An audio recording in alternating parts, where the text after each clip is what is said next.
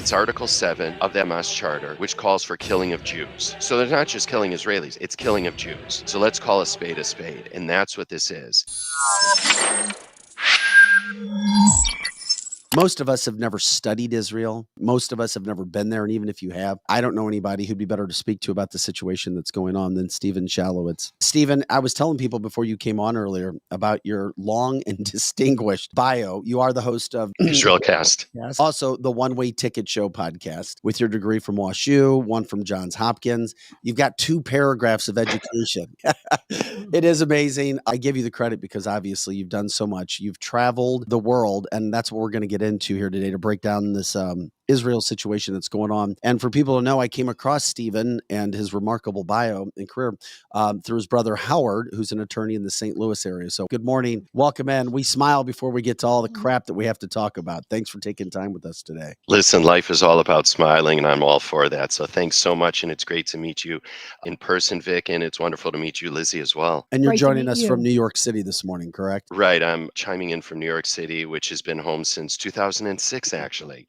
I moved here from Asia. Before that was, of course, in the U.S. and did my studies here. Well, we're grateful to have you on. First of all, talk about the experiences so people understand where you come from with the information that you provide. Sure. I'll just give you sort of elevator pitch version of my background to add context to the conversation. So as you mentioned, I did go to WashU. I studied Chinese language and literature. I worked in China for a year and then went to graduate school for international relations at the Johns Hopkins University School of Advanced International Studies in DC. During one of my years at WashU, I also did my junior abroad at the School of Oriental and African Studies at the University of London.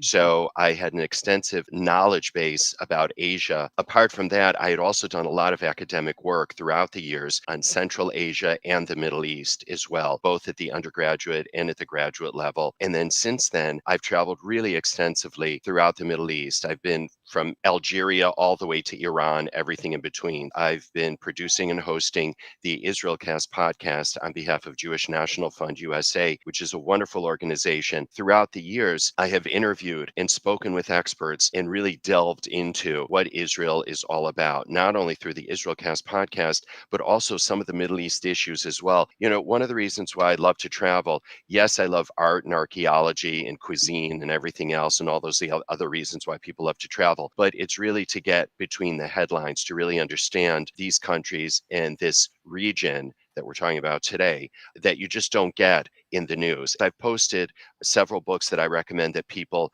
read, they dive into to help understand Israel and to help understand these terrorist groups like Hamas, like Hezbollah.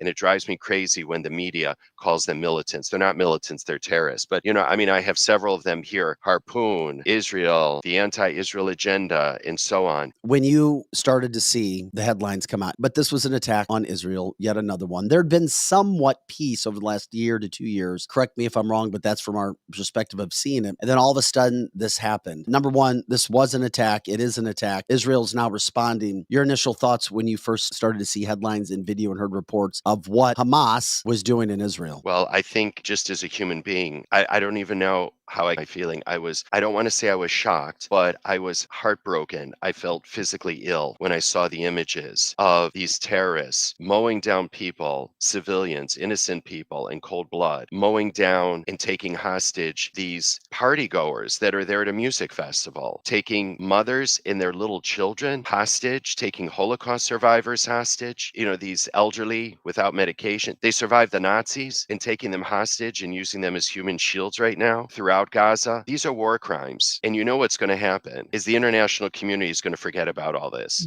They're not going to hold them accountable. And as a human being, how do you do that? But Israel has faced since its founding in 1948. And I invite everybody to read the Hamas Charter. And we can talk about who Hamas is, its broader relationship to other terrorist groups in Iran. But read the Hamas Charter, which is anti-Western, it's anti-Israel certainly, and it's anti-Semitic. It's Article 7 of the Hamas Charter, which calls for killing of Jews. So they're not just killing Israelis, it's killing of Jews. So let's call a spade, and that's what this is. And any kind of conflict that has been foisted upon Israel by these terrorist groups Jews. It's to indiscriminately kill Jews. And that's what it's all about. And one thing is, I think the younger generation, perhaps millennials, will look at this and say, and look at history and say, well, the Holocaust, that was then, but we've moved on now. Look how enlightened we all are now. They don't understand that evil has existed for millennia. It's existed for all of human experience. And it's not just one day that someone flicked a switch and evil has vanished. Evil continues in the lives, in the works of the Hamas terrorists, and people don't want to acknowledge it.